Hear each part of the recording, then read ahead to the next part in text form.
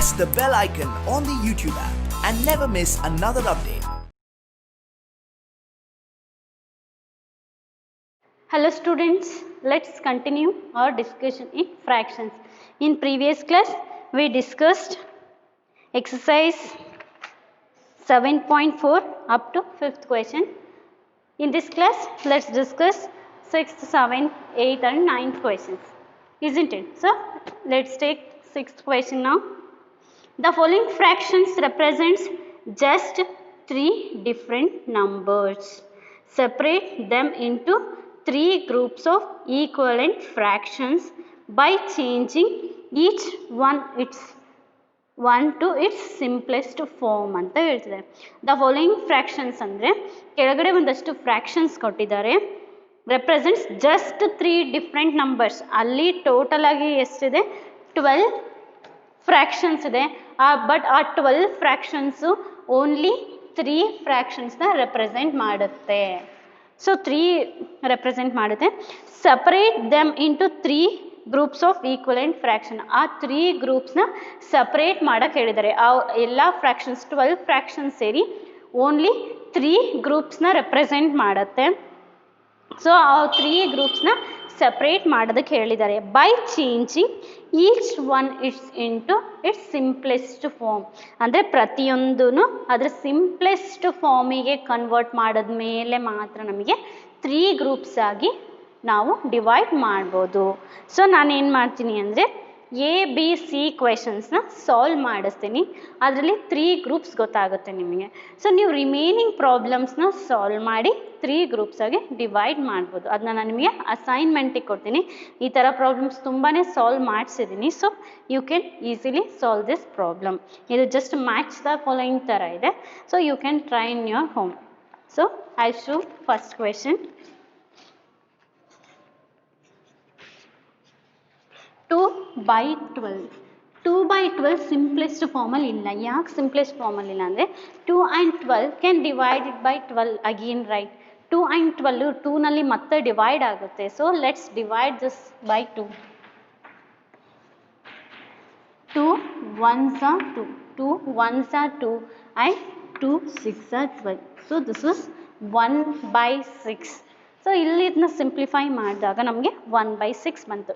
So 1/6ದೇ ಒಂದು group ಇರುತ್ತೆ. ಇದೇ ಥರ ನೀವು ಇನ್ನೊಂದಷ್ಟು ಪ್ರಾಬ್ಲಮ್ನ ಸಾಲ್ವ್ ಮಾಡ್ತಾ ಹೋದರೆ 1/6 ಬರುತ್ತೆ. ಆ 1/6 ನೀವು ಒಂದು ಗ್ರೂಪ್ನ ಮಾಡಬೇಕು. ನೆಕ್ಸ್ಟ್ ಬಿ 3/15 ಇದೆ. 3/15ನ ಹೆಂಗೆ ಸಾಲ್ವ್ ಮಾಡ್ತೀರಿ? 3 and 15 again you can divide it by 3, right? So 3 1s are 3 and 3 5s are 15. So 1/5 ಒಂದು ಗ್ರೂಪ್ ಆಗುತ್ತೆ. ನೆಕ್ಸ್ಟ್ ಏನಿದೆ ಸಿ 8/50. 8 and 50 8 ಟೇಬಲಲ್ಲಿ ಹೋಗಲ್ಲ. So let's check it by 4. 4ಅಲ್ಲಿ 8 ಹೋಗುತ್ತೆ. 4 2s are 8. ಅದೇ ಥರ 4 25s ಅಂತ ಹೇಳ್ಬೋದು ನಾವು. ಸಿ ಎಲ್ಶು 4 2s are 8 ಆ್ಯಂಡ್ 4 ಎಷ್ಟು 50 ಬರುತ್ತೆ ಅಂದರೆ ನೀವು ಡಿವೈಡ್ ಮಾಡಿ ತೋರಿಸ್ಬೇಕು. 4 1s are 4, 5 4 ಸಬ್ಟ್ರ್ಯಾಕ್ಟ್ ಮಾಡಿದರೆ 1 0 4 2s are 8. ಸೊ ಕ್ವೆಶನ್ ಏನಿದೆ 8/50 ಇದೆ ಅಲ್ವಾ? ಸೊ 54ಇಂದ ಡಿವೈಡ್ ಆಗ್ತಾ ಇಲ್ಲ. ಏನು ಮಾಡೋಣ ಅಂದರೆ ಸೊ ಲೆಟ್ಸ್ ಟ್ರೈ ಬೈ 2. 2 ಇಂದ ಡಿವೈಡ್ ಮಾಡಿ 50ನ 2 ಇಂದ ಡಿವೈಡ್ ಮಾಡ್ಬೋದಲ್ವಾ? 2 2s are 4, 5 4 ಹೋದರೆ 1 2 5s are 10. ಸೊ 2 ಇಂದ ಡಿವೈಡ್ ಆಗುತ್ತೆ. 2 ಎಷ್ಟು 8 ಬರುತ್ತೆ? 2 ಟೇಬಲ್ ಎಲ್ರಿಗೂ ಬರುತ್ತಲ್ವ? 2 4s are 8 and 2 25s are 50. So answer ಏನಾಯಿತು 4/25 ಡೈರೆಕ್ಟಾಗಿ ನಿಮಗೆ ಇದೇ ನಂಬರಿಂದ ಡಿವೈಡ್ ಆಗುತ್ತೆ ಅಂತ ಗೊತ್ತಾಗಲ್ಲ. ಈಗ ಹೆಂಗೆ ನಾನು ಟ್ರಯಲ್ ಮಾಡೋದಲ್ವ 4ಇಂದ ಆಗುತ್ತಾ 8ಇಂದ ಆಗುತ್ತಾ ಆ ಥರ ಚೆಕ್ ಮಾಡ್ದೆ ಹೋದಾಗ ನಿಮಗೆ ಯಾವುದರಿಂದ ಡಿವೈಡ್ ಆಗುತ್ತೆ ಅಂತ ಗೊತ್ತಾಗುತ್ತೆ. ಒಂದಷ್ಟು ಸಲ ಪ್ರಾಕ್ಟೀಸ್ ಮಾಡಿದ್ರೆ ನೀವು ಇದೇ ನಂಬರಿಂದ ಡಿವೈಡ್ ಆಗುತ್ತೆ ಅಂತ ಹೇಳ್ಬೋದು. ಗೊತ್ತಾಯ್ತಾ? ಇದೇ ಥರನೇ ನೀವು DEFನ ಸಾಲ್ವ್ ಮಾಡಿರಿ. 1/6 ಬಂತು ಅಂದರೆ ಅದನ್ನ ಒಂದು ಗ್ರೂಪ್ ಮಾಡ್ಕೊಳ್ಳಿ. 1/5 ಬಂದರೆ ಅದನ್ನ ಇನ್ನೊಂದು group.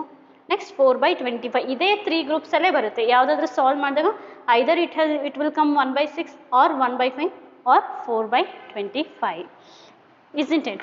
So let's take 7th question.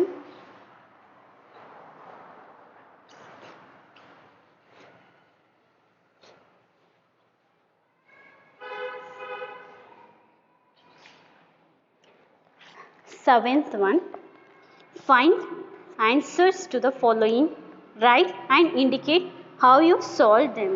Find answer the following questions ಅಂದರೆ ಫಾಲೋಯಿಂಗ್ ಕ್ವೆಶನ್ಸ್ಗೆ ಆನ್ಸರ್ ಮಾಡೋಕ್ಕೆ ಹೇಳಿದರೆ and write and indicate how you have solve ಅಂದರೆ ಹೆಂಗೆ ಸಾಲ್ವ್ ಮಾಡಿದ್ರಿ ಅಂತ ಇಂಡಿಕೇಟ್ ಮಾಡಬೇಕು ಅಂತ ಹೇಳ್ತಾರೆ. Let's take 1 by 1. 7A question.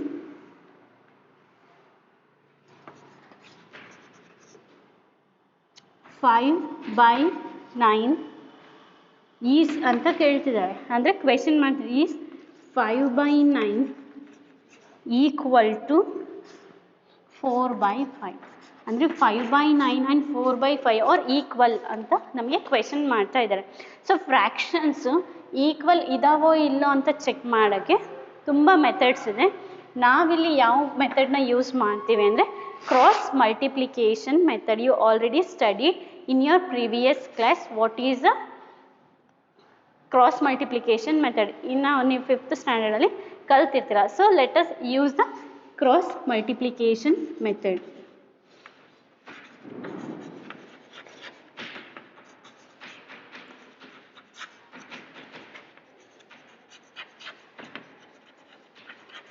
ಏನು ಕ್ರಾಸ್ ಮಲ್ಟಿಪ್ಲಿಕೇಶನ್ ಮೆಥಡ್ ಅಂದರೆ just first you have to write the given numbers 5/9 and 4/5 ಈ ಎರಡು ನಂಬರ್ಸ್ನ ಬರ್ಕೊಳ್ತೀವಿ. ಕ್ರಾಸ್ ಮಲ್ಟಿಪ್ಲಿಕೇಶನ್ ಮೆಥಡ್ ಅಂದರೆ ಯಾವಾಗಲೂ ಮಲ್ಟಿಪ್ಲಿಕೇಶನ್ ಕ್ರಾಸ್ ಆಗಿ ಮಾಡ್ತೀವಿ. ಅದಕ್ಕೋಸ್ಕರ ನಾವೇನು ಹೇಳ್ತೀವಿ, cross multiplication method. So you have to write like this. ಈ ಮಲ್ಟಿಪ್ಲಿಕೇಶನ್ ಸಿಂಬಲ್ ಹಾಕ್ತೀವಿ. ಸೊ 5ಗೆ ಕ್ರಾಸ್ ಆಗಿರೋ ನಂಬರ್ ಯಾವುದು ಅಂತ ಚೆಕ್ ಮಾಡ್ತೀವಿ. 5ಗೆ ಕ್ರಾಸ್ ಆಗಿರೋ number again here also 5 is there. So 5 into 5 first ಸಿಗೋವಂಥ ನಂಬರ್ 5. 5ಗೆ ಕ್ರಾಸ್ ಆಗಿರೋ ನಂಬರ್ 5. ಸೊ ಅದನ್ನ ಬರ್ಕೊಳ್ಳಿ. ನೆಕ್ಸ್ಟ್ 4 ಇದೆ. 4ಗೆ ಕ್ರಾಸ್ ಆಗಿರೋ ಅಂಥ ನಂಬರ್ ಯಾವುದು 9. So 4 into 9. ಸೊ ಇದು ಕ್ರಾಸ್ ಆಗಿ ಮಲ್ಟಿಪ್ಲೈ ಮಾಡ್ತಾ ಇರೋದು. ಸೊ ಅದಕ್ಕೆ ಏನು ಹೇಳ್ತೀವಿ, cross multiplication method. 5 5s are 25 and 4 9s are 36. See, 25 and 36 both are different number. So you can say 25 is not equals to 36. 25 is not equals to 36. ಅದಕ್ಕೆ ಏನು ಹೇಳ್ಬೋದು, ಇವೆರಡು ನಂಬರ್ಸ್ ಈಕ್ವಲ್ ಇಲ್ಲ ಅಂದರೆ ಸೊ ನಾವು ಫ್ರ್ಯಾಕ್ಷನ್ಸ್ ಕೂಡ ಈಕ್ವಲ್ ಇಲ್ಲ ಅಂತ ಹೇಳ್ಬೋದು. 5/9 ಈಸ್ ನಾಟ್ ಈಕ್ವಲ್ಸ್ ಟು 4/5. ಅವರು ಏನು ಕೇಳ್ತಾ ಇದ್ದಾರೆ, ಈಸ್ 5/9 ಈಕ್ವಲ್ ಟು 4/5 ಅಂತ ಕೇಳ್ತಿದ್ದಾರೆ. By solving cross multiplication method what we are concluding that 5/9 is not equals to 4/5. So cross multiplication method ಮಾಡಿ ಇವು ಎರಡು ಫ್ರ್ಯಾಕ್ಷನ್ಸ್ ಈಕ್ವಲ್ ಇಲ್ಲ ಅಂತ ಹೇಳ್ತಾ ಇದ್ದೀವಿ. So let's take B question.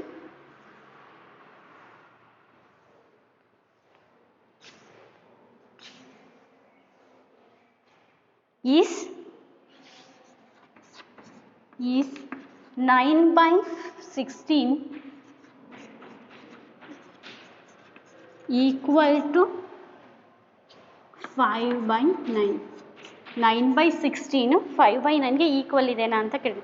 Again we are using cross multiplication method. So cross multiplication ಮೆಥಡ್ನ ಹೆಂಗೆ follow ಮಾಡ್ತೀವಿ, just let us write the given question. 9/16 and 5/9. After that we will multiply. ಈಗ 9ಗೆ cross ಆಗಿರೋ number ಯಾವುದು 9. So 9 into 9 ನಂಬರ್ಸ್ನ cross ಆಗಿ ತೊಗೊಳ್ಳೋದು ತುಂಬ important ಆಗುತ್ತೆ. ನೆಕ್ಸ್ಟ್ 5ಗೆ ಕ್ರಾಸ್ ಆಗಿರೋ number 16. 5 into 16. 9 9s are 81. 9 9s are 81. 16 5s are 80. 5 16s ಅಂದ್ರು ಅಂದರೆ 16 5s ಅಂದ್ರೆ ಸಿ 81 ಇದೆ 8 ಇದೆ ಬೋತ್ ಆರ್ ನಾಟ್ ಈಕ್ವಲ್ ಅಲ್ವಾ. So therefore you can say 81 is not equals to 80. ಈ ಎರಡು ನಂಬರ್ಸ್ ಈಕ್ವಲ್ ಇಲ್ಲ ಅಂದರೆ you can say this fractions is also not equal. 9/16 is not equals to 5/9. So this is how we will check the equivalence of fraction. Let's take C and D now. Is this clear? How to check the equivalency anta ಹೇಳ್ತೀವಿ ಇದನ್ನ. Let's take C. 4/5 and 16/20. Next we have D 1/15 and 4/30. So let's solve one by one. 4/5. First step you will use the multiplication symbol. After that 4 ಗೆ cross ಆಗಿರೋ number ಯಾವುದು 20. 4 into 20. 4 into 20 how much it will become 80. And here 16 ಗೆ cross ಆಗಿರೋ number 5. 16 into 5. 16 5s are 80. So now 80 is equals to 80. ಈ ಎರಡು numbers equal ಇದ್ದರೆ ನಾವೇನು ಹೇಳ್ಬೋದು therefore 4/5 is equals to 16/20. This is how we will solve. Is this clear? Here also 1/15 you can cross multiply. 1 ಗೆ cross ಆಗಿರೋ number 30. 1 into 30 will become 30 and 4 ಗೆ cross ಆಗಿರೋ number 15. 4 into 15.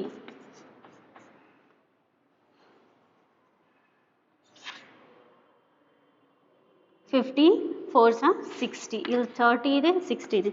So you can say 30 is not equals to 60. Therefore 1/15 is not equals to 4/30. Is this clear? This is how we will solve. Let's take next question, that is 8th question.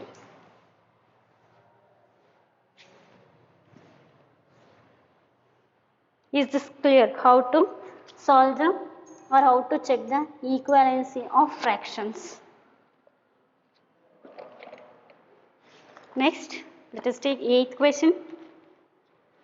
Ila read. Ila ಅಂದರೆ ಅದು ಒಂದು name ಕೊಟ್ಟಿದ್ದಾರೆ.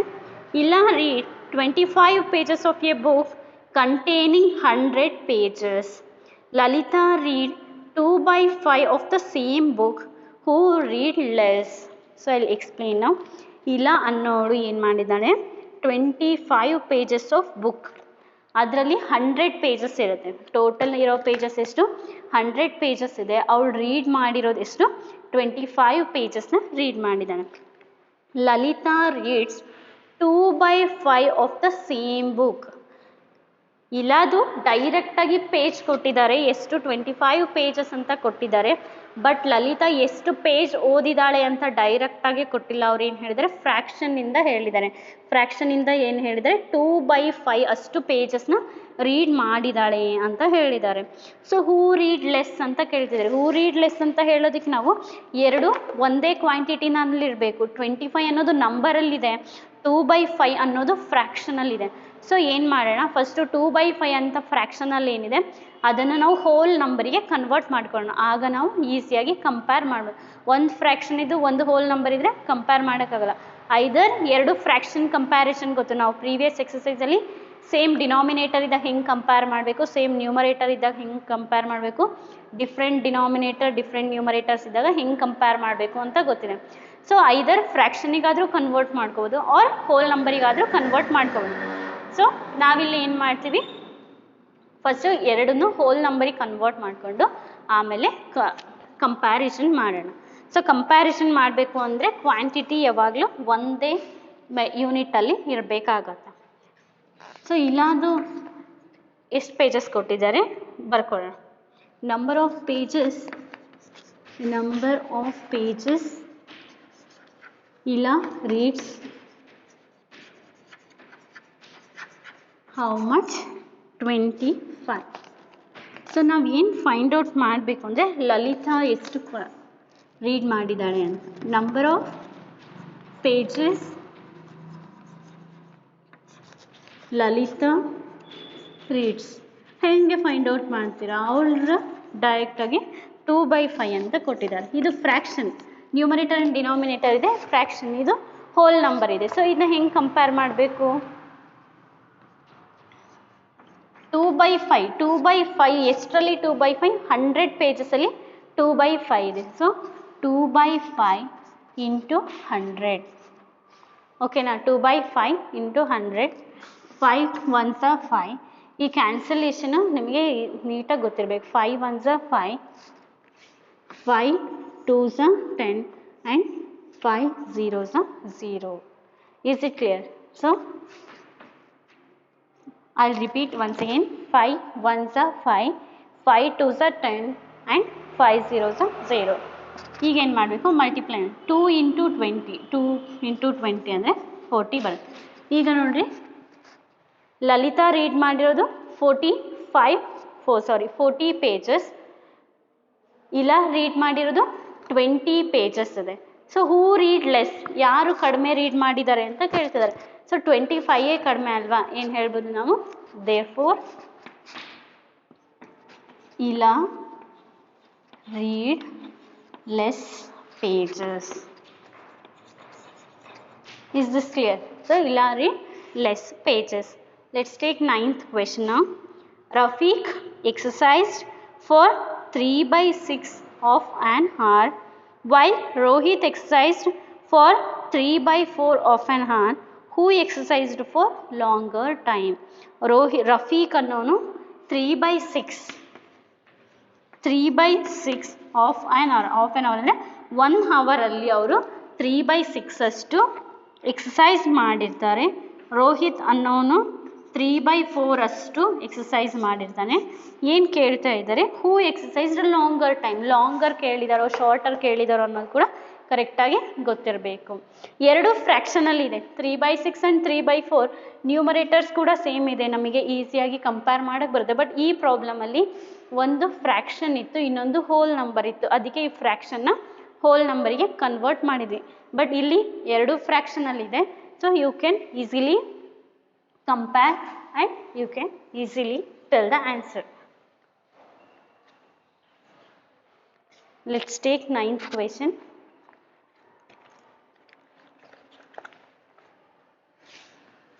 What is the given data? Fraction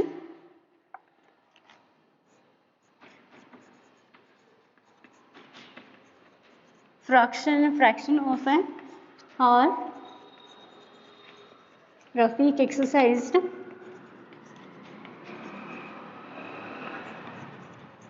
how much? Rafiq exercise ಮಾಡಿರೋದು ಎಷ್ಟು? 3/6. Next Rohit fraction of an hour. Rohit exercise is equals to 3/4.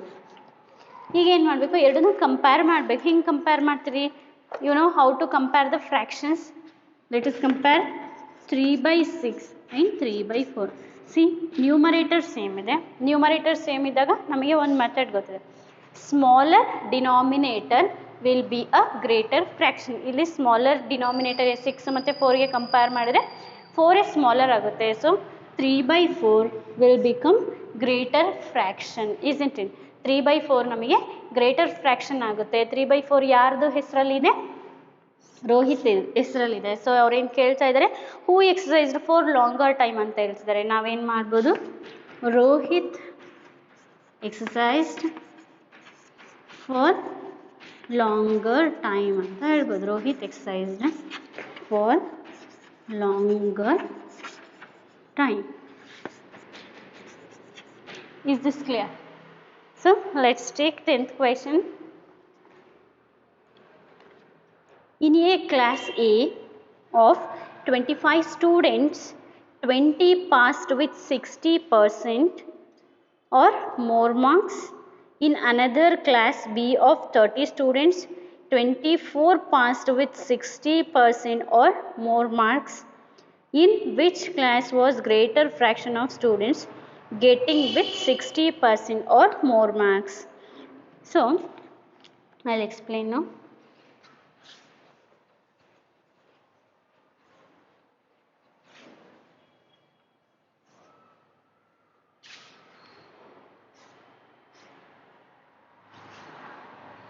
Class A and class B.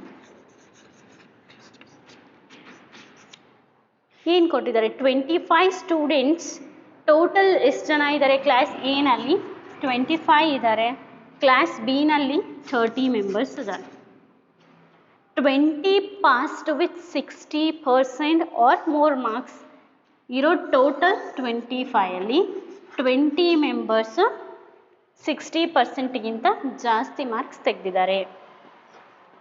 And in another class B of 30 students total ಇರೋದು 30 students ಅದರಲ್ಲಿ 24 students ಏನು ಮಾಡಿದ್ದಾರೆ 60% or more marks ತೆಗೆದಿದ್ದಾರೆ.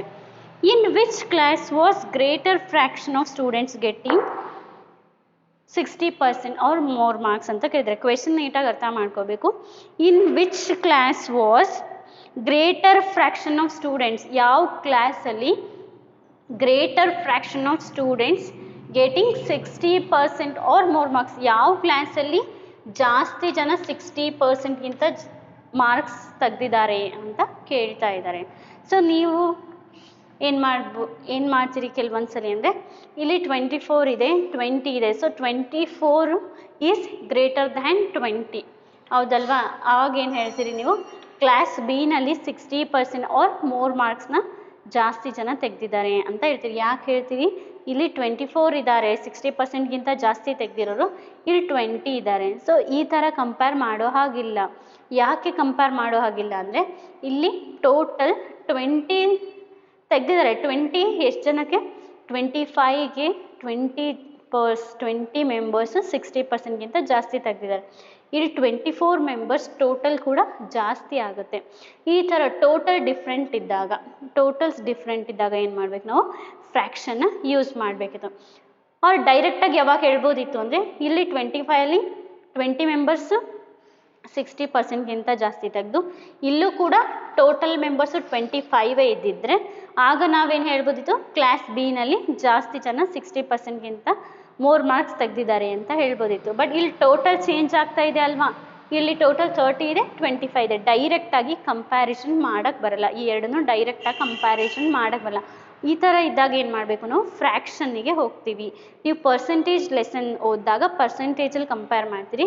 ಈಗ ನೀವು fraction lesson ಓದ್ತಿದ್ದೀರಿ ಅಲ್ವಾ ಫ್ರ್ಯಾಕ್ಷನ್ಸಿಗೆ ಈ ಎರಡನ್ನೂ ಫ್ರ್ಯಾಕ್ಷನ್ನಿಗೆ ಕನ್ವರ್ಟ್ ಮಾಡಿ ಅದಾದಮೇಲೆ ಯಾವ ಕ್ಲಾಸಲ್ಲಿ ಜಾಸ್ತಿ ಮಾರ್ಕ್ಸ್ ತೆಗೆದಿದ್ದಾರೆ ಅಂತ ನೋಡ್ತಾ ಹೋಗ್ತೀವಿ. ಟೋಟಲ್ ಡಿಫ್ರೆಂಟ್ ಇದ್ದಾಗ ಏನು ಮಾಡ್ತೀರಿ ಫ್ರ್ಯಾಕ್ಷನ್ನ ಯೂಸ್ ಮಾಡ್ತೀರಿ. ಇದು ಯಾಕೆ ಹೇಳಿದೆ ಅಂದರೆ ಫ್ರ್ಯಾಕ್ಷನ್ ಎಲ್ಲಿ ಅಪ್ಲೈ ಆಗುತ್ತೆ ರಿಯಲ್ ಲೈಫಲ್ಲಿ ಅಂತ ನಿಮಗೆ ಗೊತ್ತಾಗಲಿ ಅಂತ.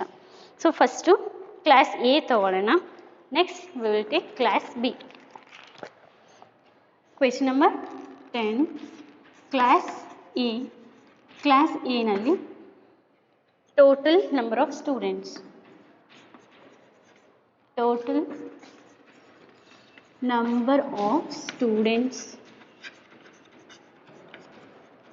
how much 25 and number of students get 60% or more.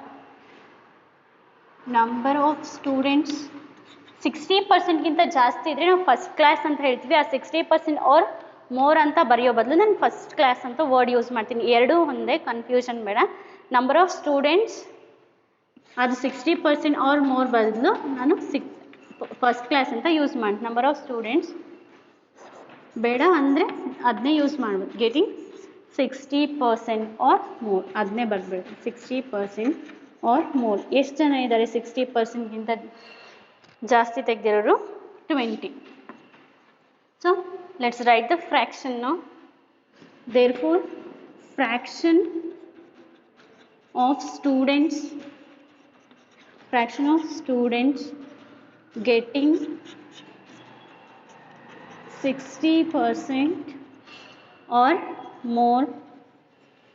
Fraction find out ಮಾಡಬೇಕಾದ್ರೆ ಯಾವಾಗಲೂ ಡಿನಾಮಿನೇಟರಲ್ಲಿ ಏನು ಮಾಡ್ತೀವಿ, ಟೋಟಲ್ನ ಬರಿತೀವಿ. ಡಿನಾಮಿನೇಟರಲ್ಲಿ ಟೋಟಲ್ ಎಷ್ಟಿದೆ 25, ಅದರಲ್ಲಿ 60%ಗಿಂತ ಜಾಸ್ತಿ ತೆಗೆದಿರೋರು ಎಷ್ಟು 20. So this is a fraction 20/25. ಇದನ್ನ ಏನು ಮಾಡ್ತೀರಿ, ಡೈರೆಕ್ಟಾಗಿ ಕಂಪ್ಯಾರಿಸನ್ ಮಾಡೋಕ್ಕೆ ಮೊದಲು ಏನು ಮಾಡ್ಬೋದು ನೀವು, you have to solve 20 and 25 ಎರಡೂ ಕೂಡ 5 ಟೇಬಲಿಂದ ಸಾಲ್ವ್ ಆಗುತ್ತೆ. So you can solve it by 5 table. 5 4s are 20 and 5 5s are 25. 4/5 is the answer for class A. Let's take class B. Total number of students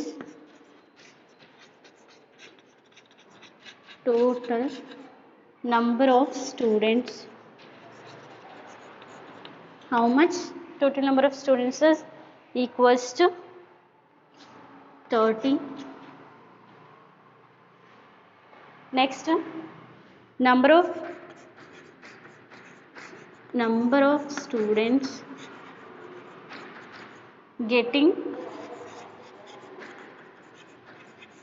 60% or more.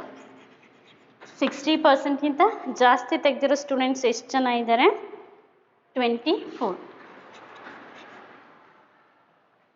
Therefore, fraction of students getting 60% or more. Same class A ಹೆಂಗೆ ಮಾಡಿದ್ರು ಅದೇ ಥರನೇ class B ಮಾಡ್ತೀರಿ. So ಟೋಟಲ್ನ ಡಿನಾಮಿನೇಟರಲ್ಲಿ ಬರ್ಕೊಳ್ತೀರಿ. 60%ಗಿಂತ ಜಾಸ್ತಿ ತೆಗೆದಿರೋ 24 ಇದ್ದಾರೆ. ಏನು ಮಾಡ್ಬೋದು ಈಗ ನೀವು, 24 ಆ್ಯಂಡ್ 30 ಯಾವ ಟೇಬಲಲ್ಲಿ ಸಾಲ್ವ್ ಆಗುತ್ತೆ ನೋಡಿ. 6ಇಂದ ಸಾಲ್ವ್ ಆಗುತ್ತೆ ಚೆಕ್ ಮಾಡಿರಿ. 6 1s are 6, 6 2s are 12, 6 3s are 18, 6 4s are 24. 24 ಹೋಗುತ್ತೆ, 6 5s are 30. 6 ಟೇಬಲಲ್ಲೇ 24 ಆ್ಯಂಡ್ 30 ಹೋಗುತ್ತೆ. 6 4s are 24 and 6 5s are 30. C 4/5 class ಏನು 4/5 ಬಂದಿದೆ, ಕ್ಲಾಸ್ ಬಿನು 4/5 ಬಂದಿದೆ. ಈಗ ಎರಡು ಫ್ರ್ಯಾಕ್ಷನ್ ಸೇಮ್ ಇರೋದ್ರಿಂದ ನೀವೇನು ಹೇಳ್ಬೋದು, ಅವ್ರು ಏನು ಕ್ವೆಶನ್ ಕೇಳಿದರೆ, in which class was greater fraction of students getting 60% or more. ಎರಡು ಕ್ಲಾಸಲ್ಲಿ ಯಾವುದ್ರಲ್ಲಿ ಜಾಸ್ತಿ ಜನ 60%ಗಿಂತ ಮೋರ್ ತೆಗೆದಿದ್ದಾರೆ ಅಂತ ಕೇಳ್ತಾರೆ. ಬಟ್ ಹಿಯರ್ 4/5 ಎರಡು ಈಕ್ವಲ್ ಇದೆ. So you can say in both class, ಹೌದಲ್ವಾ, in class A and class B. In class A and B ಏನು ಕೇಳಿದ್ದಾರೆ ಅದನ್ನ ನಾವು ಸೆಂಟೆನ್ಸಲ್ಲಿ ಬರೆದ್ರೆ ಆಯಿತು. Equal number of students getting 60%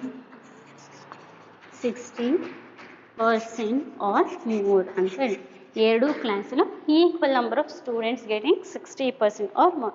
is this clear how to solve this type of problems? So after solving this problem, let us say new concept, that is addition and subtraction of fraction. You already learned the comparison of fractions. Now let us study addition and subtraction of fractions. I'll give introduction now.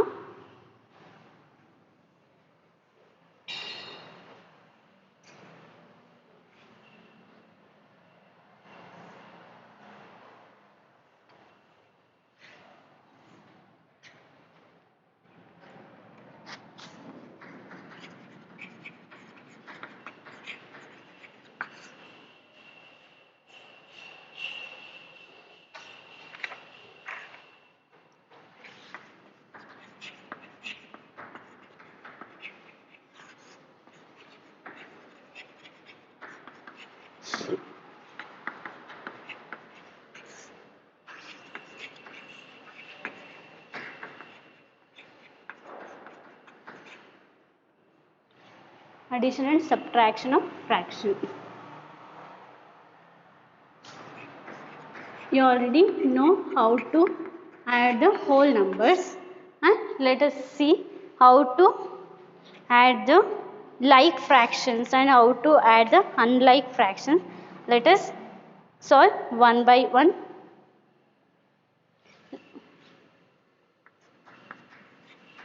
ಈ ಎಕ್ಸಸೈಸಲ್ಲಿ next ಬರೋ ಎಕ್ಸಸೈಸಲ್ಲಿ just addition of like fractions ಮಾತ್ರ ಇದೆ. Next ಬರೋ ಎಕ್ಸಸೈಸಲ್ಲಿ ನೀವೇನು ಮಾಡ್ತೀರಿ, ಅಡಿಷನ್ ಆಫ್ ಅನ್ಲೈಕ್ ಫ್ರ್ಯಾಕ್ಷನ್ಸ್ ಅಂದರೆ ಡಿಫ್ರೆಂಟ್ ಡಿನಾಮಿನೇಟರ್ಸ್ ಇದ್ದಾಗ ಹೆಂಗೆ ಆ್ಯಡ್ ಮಾಡೋದು ಅಂತ. ಈ ಕಾನ್ಸೆಪ್ಟಲ್ಲಿ ಜಸ್ಟ್ ಲೈಕ್ ಫ್ರ್ಯಾಕ್ಷನ್ಸ್ನ ಹೆಂಗೆ ಆ್ಯಡ್ ಮಾಡೋದು ಅಂತ ನೋಡೋಣ. Addition of like fractions.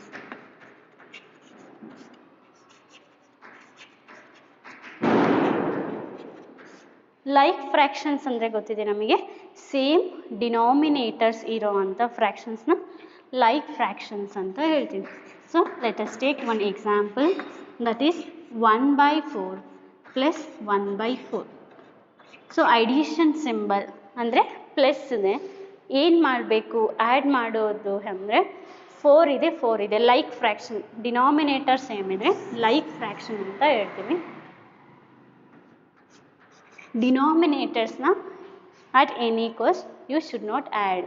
So ಇಲ್ಲಿ ಪ್ಲಸ್ ಇದೆ ಅಂದ ತಕ್ಷಣ ನೀವೇನು ಮಾಡ್ತೀರಿ, 4 + 4 ವಿಲ್ ಬಿಕಮ್ 8 ಅಂತ ಹೇಳ್ತೀರಿ. This is a wrong method. When denominators are same you should not add the denominator, you have to keep the denominator as it is. See ಇಲ್ಲಿ 4 ಇದೆ, you have to keep 4 as it is. 4ನ as it is ಹಾಗೆ ಇಡಬೇಕು. Next 1 + 1 ನ್ಯೂಮರೇಟರ್ನ ಮಾತ್ರ add ಮಾಡಬೇಕು, not denominator. Confusion ಬೇಡ, ಯಾವುದನ್ನ add ಮಾಡಬೇಕು ಯಾವುದನ್ನ ಆ್ಯಡ್ ಮಾಡಬಾರ್ದು ಅಂತ ಕರೆಕ್ಟಾಗಿ ಗೊತ್ತಿರಬೇಕು. ಡಿನಾಮಿನೇಟರ್ನ ಆ್ಯಡ್ ಮಾಡಲ್ಲ. 4 4 4 ಎಲ್ಲ ಕಡೆಗೂ ಒಂದೇ ನಂಬರ್ ಇರಬೇಕು. And 1 + 1 will become 2. ನ್ಯೂಮರೇಟರ್ಸ್ನ ಮಾತ್ರ ಆ್ಯಡ್ ಮಾಡ್ತಾ ಹೋಗ್ತೀವಿ. So 2/4 is the answer. Let us take one more example. 1/9 plus 1/9. See 9 ಇದೆ, ಡಿನಾಮಿನೇಟರ್ ಸೇಮೇ ಇರಬೇಕು. ಆ್ಯಂಡ್ 1 + 1 2 ನ್ಯೂಮರೇಟರ್ಸ್ನ ಮಾತ್ರ ಆ್ಯಡ್ ಮಾಡ್ತಾ ಹೋಗ್ತೀವಿ. ಸಿ 2/4ನ ಇನ್ನೂ ಸಿಂಪ್ಲಿಫೈ ಮಾಡ್ಬೋದು, ಯಾಕೆಂದರೆ 2 ಟೇಬಲಲ್ಲಿ ಡಿವೈಡ್ ಆಗುತ್ತೆ. 2 1s are 2, 2 2s are 4. Similarly 2 and 3, 2 and 9 ಯಾವ ಟೇಬಲಲ್ಲೂ ಸಾಲ್ವ್ ಆಗಲ್ಲ. ಸೊ ಹಾಗೆ ಇಡ್ತೀವಿ. ಫಸ್ಟ್ ಏನು ಮಾಡ್ತೀರಿ, ಡಿನಾಮಿನೇಟರ್ ಸೇಮ್ ಇದ್ದರೆ ಡಿನಾಮಿನೇಟರ್ನೇ ಹಂಗೆ ಇಡ್ತೀರಿ. 1 + 1 2, 2/4 ಇದೆ. ಸಿಂಪ್ಲಿಫೈ ಮಾಡೋಕ್ಕೆ ಆದರೆ ಸಿಂಪ್ಲಿಫೈ ಮಾಡ್ತೀವಿ. Is this clear? So let us directly solve the exercise 7.5 now.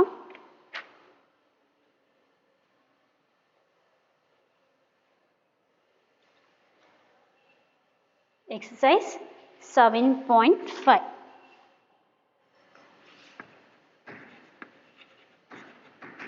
ಈಗ ಹೆಂಗೆ ಆ್ಯಡ್ ಮಾಡೋದು ತೋರಿಸಿದ್ನೋ ಸಬ್ಟ್ರಾಕ್ಷನ್ನು ಅದೇ ಥರ. ಡಿನಾಮಿನೇಟರ್ ಸೇಮ್ ಇದ್ದರೆ ಡಿನಾಮಿನೇಟರ್ನ ಹಾಗೆ ಇಡ್ತೀವಿ, ನ್ಯೂಮರೇಟರ್ನ ಮಾತ್ರ ಸಬ್ಟ್ರಾಕ್ಷನ್ ಮಾಡ್ತೀವಿ. So let us discuss exercise 7.5 of first question.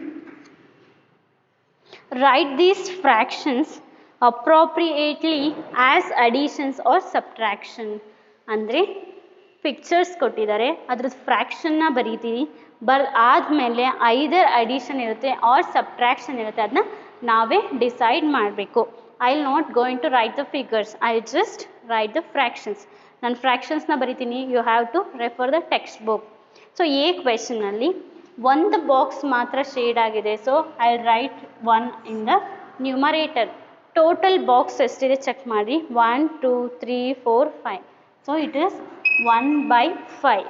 And next 2 box shade ಆಗಿದೆ, 2. ಟೋಟಲ್ ಬಾಕ್ಸ್ ಎಷ್ಟಿದೆ 5. So this is 5. Next third ಡಯಾಗ್ರಾಮ್ನ ಅಬ್ಸರ್ವ್ ಮಾಡಿ. ಶೇಡೆಡ್ ಪಾರ್ಟ್ಸ್ 3 ಇದೆ and total parts we have is 5. ಸೊ 1/5, 2/5, 3/5. ಅಬ್ಸರ್ವ್, ನೀವಿಲ್ಲಿ ಯಾವ ಸೈನ ಯೂಸ್ ಮಾಡಬೇಕು ಅಂತ ನೀವೇ ಡಿಸೈಡ್ ಮಾಡಬೇಕು. 5, 5, 5 ಇದೆ. ಸೊ ಡಿನಾಮಿನೇಟರ್ ಏನೂ ಪ್ರಾಬ್ಲಮ್ ಇಲ್ಲ. 3 ಬರಬೇಕು ಅಂದರೆ 1ಗೆ ನೀವು 2ನ ಆ್ಯಡ್ ಮಾಡಲೇಬೇಕು. ಸೊ ಆ್ಯಡ್ ಮಾಡಬೇಕು ಅಂದರೆ ಪ್ಲಸ್ ಸೈನ್ನ ಯೂಸ್ ಮಾಡ್ತೇವೆ. This is the answer. Plus sign ಇದಲ್ಲ, ಅದೇ ಆನ್ಸರ್ ಆಗುತ್ತೆ. Next B. Total shaded parts ಎಷ್ಟಿದೆ ಚೆಕ್ ಮಾಡಿರಿ. 5 ಇದೆ ಆ್ಯಂಡ್ ಟೋಟಲ್ ಎಲ್ಲ ಪಾರ್ಟ್ಸ್ ಕೂಡ ಶೇಡ್ ಆಗಿದೆ. Total parts is also 5, shaded parts is also 5. So it is 5/5. ಯಾವ ಸೈನ್ ಯೂಸ್ ಮಾಡಬೇಕು ಅಂತ ಗೊತ್ತಿಲ್ಲ. So let us check. And here shaded is 3 and total is 5. This is equals to 2/5. Third ಫಿಗರಲ್ಲಿ ಏನಾಗಿದೆ, shaded 2 ಇದೆ, total 5. 2/5. Denominators observe ಮಾಡಿ. 5, 5, 5 ಇದೆ. C plus symbol use ಮಾಡಬೇಕಾ minus symbol use ಮಾಡಬೇಕು ನೀವು ಡಿಸೈಡ್ ಮಾಡಬೇಕು. 5ಗೆ +3 ಆ್ಯಡ್ ಮಾಡಿದ್ರೆ 8 ಆಗುತ್ತೆ. ಸೊ ಪ್ಲಸ್ ಯೂಸ್ ಮಾಡೋ ಆಗಿಲ್ಲ. 5ಅಲ್ಲಿ 3ನ ಸಬ್ಟ್ರ್ಯಾಕ್ಟ್ ಮಾಡಿದರೆ 2 ಬರುತ್ತೆ. I repeat. ಸಿ 5, 5, 5 ಕರೆಕ್ಟ್ ಇದೆ. ಇಲ್ಲಿ 5ಅಲ್ಲಿ 3ನ ಸಬ್ಟ್ರ್ಯಾಕ್ಟ್ ಮಾಡಿದರೆ 2 ಬರುತ್ತೆ. ಸೊ ಅದಕ್ಕೋಸ್ಕರ ಏನು ಮಾಡ್ತೀರಿ, ಮೈನಸ್ ಸಿಂಬಲ್ನ ಯೂಸ್ ಮಾಡ್ತೀರಿ. So 5 - 3 is equals to 2. Next C. Observe the balls. Shaded balls 2 ಇದೆ, total balls 6 ಇದೆ. Next 3 shaded balls and total box are 6. Third figure observe ಮಾಡಿ. 5 ಇದೆ, shaded balls are 5 and total box are 6. ಡಿನಾಮಿನೇಟರ್ಲಿ 6, 6, 6 ಇದೆ. ನಾವೇನು ಮಾಡಬೇಕು, denominator 6 ಇದೆ, ನ್ಯೂಮರೇಟರ್ನ check ಮಾಡಬೇಕು. 2ಗೆ 3ನ add ಮಾಡಿದರೆ 5 ಬರುತ್ತೆ. So let us use the plus sign. 2 + 3 is equals to 5. It will become 5/6. So ಇಲ್ಲಿ ಜಸ್ಟ್ ನಾವು ಸೈನ್ನ ಡಿಸೈಡ್ ಮಾಡೋಕ್ಕೆ ಹೇಳಿದರೆ ನಾವು ಸೈನ್ನ ಡಿಸೈಡ್ ಮಾಡಿದೆ. So thank you students. Let us discuss remaining problem in the next class. Thank you.